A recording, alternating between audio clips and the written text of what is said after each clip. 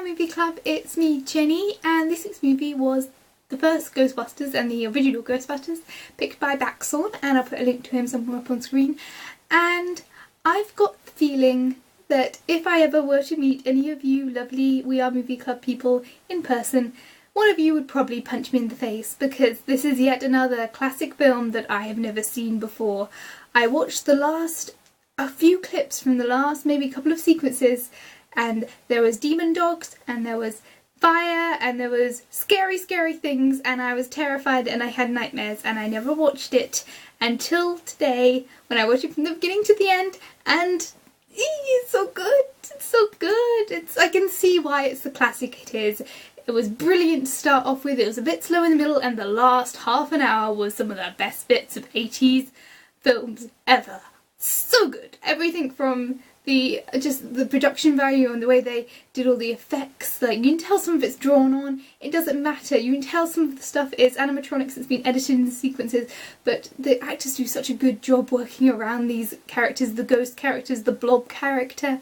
It's just so good, and in a way so much more visceral than animated films. The earthquake thing towards the end where they're about to go into the hotel, that is so amazingly well done.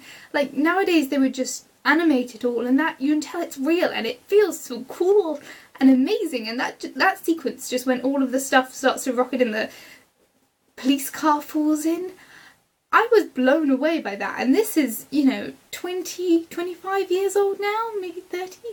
I don't know which date this was made, but oh my god, that was amazing. The last sequences where it's all on the roof, it's just a combination of awesome and cheesy and weird, and the Stay Puft Marshmallow Man, which I'm never going to be able to say fast without stuttering through. It's just one of the coolest, weirdest parodies of a Godzilla thing ever, because he's a giant walking marshmallow who's adorable and silly and terrifying. And some of the most quotable lines in movie history, the don't cross the streams thing, which is being referenced in pretty much everything. There's just so many different quotable lines, quotable characters. Bill Murray does just a brilliant job as the cynic who's completely aware of the universe he's in, but he's still the cynic, and he's still completely sexually motivated.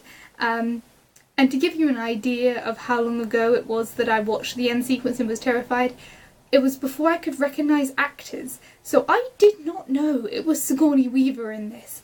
I had no idea. I just remember her as the scary lady who was creepily dog-possessed with giant hair.